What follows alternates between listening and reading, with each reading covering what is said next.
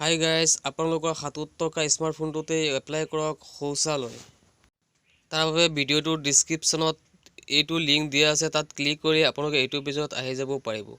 ইয়াত প্ৰথমে পাব মোবাইল নাম্বাৰ, তাৰ তলত আছে নেম, তাৰ তলত আছে জেণ্ডাৰ, তাৰ তলত আছে এড্ৰেছ, তাৰ তলত আছে ষ্টেট, তাৰ তলত আছে এটা কেপচা কোড। এই কেপচা কোডটো আপোনালোকে তলত বহুৱাই ছাবমিট কৰি দিব। যেনেকৈ আছে কেপচা কোডটো তেনেকৈ বহুৱাই তলত ছাবমিট কৰি দিব। প্ৰথমে আমি এইটো ফিলআপ কৰি ইয়াত মোবাইল নম্বৰটো বহুৱাইছোঁ আৰু গোটেইখিনি ফিলআপ কৰি এতিয়া আমি ছাবমিট কৰি দিম।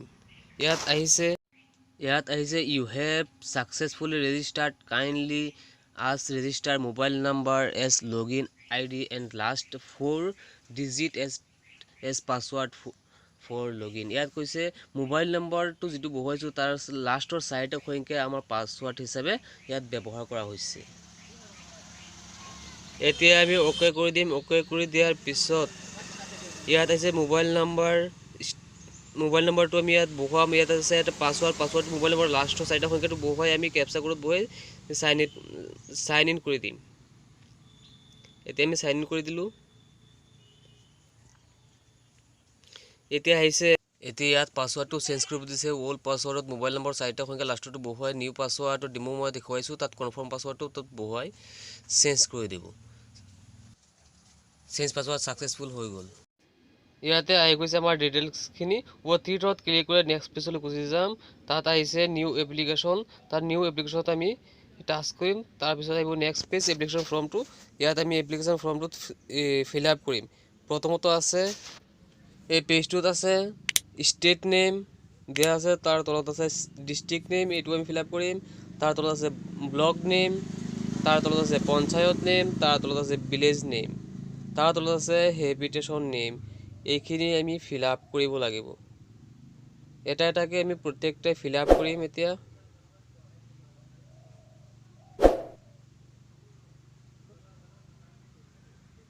আপোনালোকে অলপ অপেক্ষা কৰক, আমি ফিল আপ কৰি আছোঁ। তলত আছে section B toilet owner particular. ইয়াত আছে name of the application as per Aadhaar কাৰ্ডত থকা নামটো যেনেকৈ আছে তেনেকৈ লিখিম। তাৰ তলত আছে আধাৰ কাৰ্ডৰ নাম্বাৰ, তাৰ তলত আছে এটা ঘৰটো ৰাইট চিন কৰি ভেৰিফাই অ'কে কৰি দিয়া হ'ব। ভেৰিফাইড অ'কে কৰি দিয়াৰ লগে লগে এইটো ভেৰিফাই ছাকচেছফুল হৈ যাব। এতিয়া আমি এইটো ফিল আপ কৰি আছোঁ।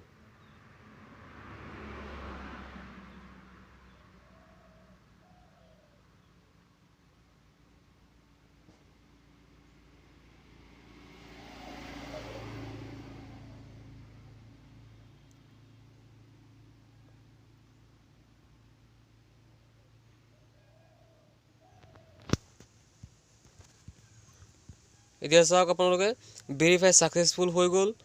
এতিয়া তলত আছে ফাদাৰ নেম, হাজবেণ্ড নেম, যিজনৰ নাম লিখিম তাৰ হাজবেণ্ড বা ফাদাৰৰ নাম ইয়াত লিখিব লাগিব।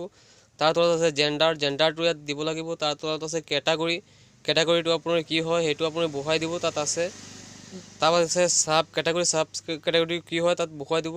কাৰ্ড টাইপ আপুনি কি কাৰ্ড ব্যৱহাৰ কৰিব ইয়াত তাত আছে, আপোনালোকে চাই এটা বহুৱাই দিব। এতিয়া আমি এইটো ফিল আপ কৰি আছোঁ। কেটাগৰীটো মেল ফিমেল আছে, আপোনালোকে বহুৱাই দিব।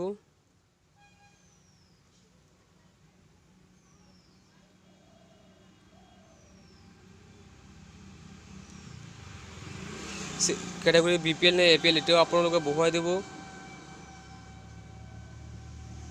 চাব কেটাগৰী জেনেৰেলটো দি দিব আপোনালোকে। কাৰ্ড টাইপটো কি card, ration card, voter ID, MLA card, driving licence এইবিলাক আছে, যিটো আছে সেইটো বহুৱাই দিব। আৰু সেই যি কাৰ্ডটো আপোনালোকে তাত বহুৱাব সেইটোৰ নাম্বাৰটো আপোনালোকে তলৰ ঘৰটোত আপোনালোকে বহুৱাই দিব। ইয়াত কাৰ্ড নাম্বাৰটো আপোনালোকে বহুৱাই দিব। তলত আছে মোবাইল নাম্বাৰটো ষ্টাৰ্ট মাৰ্ক দিয়া নাই, এইটো দিলেও হ'ব নিদিলেও হ'ব। তলত আছে ইমেইল আইডিটো আপোনালোকে দিলেও হ'ব নিদিলেও হ'ব। তলত আছে এড্ৰেছটো ষ্টাৰ্ট মাৰ্ক দিয়া আছে, এইটো বাধ্যতামূলক দিবই লাগিব। এড্ৰেছটো আমি বহুৱাই দিছোঁ। ছেকশ্যন চি আছে বেংক একাউণ্ট ডিটেইলছ। ইয়াত আপোনালোকে বেংক একাউণ্ট ডিটেইলছটো বহুৱাব লাগিব। প্ৰথমত আছে IFC কোডটো আপোনালোকে যিটো একাউণ্ট দিব সেই মাত্ৰ সেই বেংকটোৰ IFSC কোড ইয়াত আপোনালোকে বহুৱাই দিব। IFSC কোডটো বহুৱাৰ লগে লগে তলত যিখিনি ডিটেইলছ আছে সেইখিনি অটোমেটিকলি টানি ল'ব। Bank address, bank district, bank number, confirm number, account number, এইবিলাক তলত আছে চুজ ফাইলত আপোনালোকে বেংক পাছবুকটোৰ প্ৰথম পেজটো আপোনালোকে ইয়াত আপলোড কৰি দিব। তাৰ বাবে ন'টিচ দিয়া আছে PDF, JPG, PNG এইবিলাক চাইজত আপোনালোকে আপলোড কৰিব। কিন্তু ইয়াৰ MBটো হ'ব লাগিব আপোনাৰ 200 KB তলত হ'ব লাগিব। এতিয়া আমি এইটো ফিল আপ কৰিম। IFSC কোডটো বহুৱাই আছোঁ।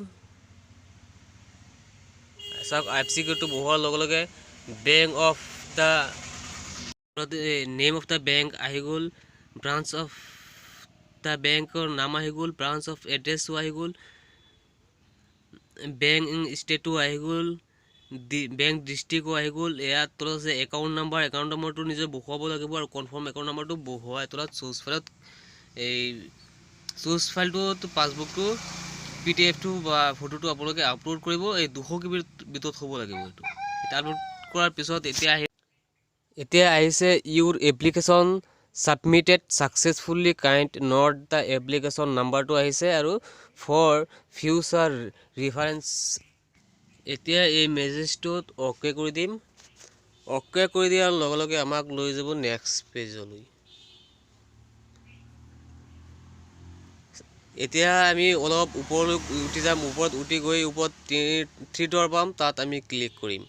3 ডট ক্লিক কৰাৰ লগে লগে ইয়াতে আহিব new application, views application, change password. View এপ্লিকেশ্যনত আমি অ'কে কৰিম। তাৰপিছত আমি তাত পাম ট্ৰেক ষ্টেটাছত অ'কে কৰাৰ লগে লগে আমি এপ্লিকেশ্যন ষ্টেটাছটো আমি সম্পূৰ্ণৰূপে দেখা পাম।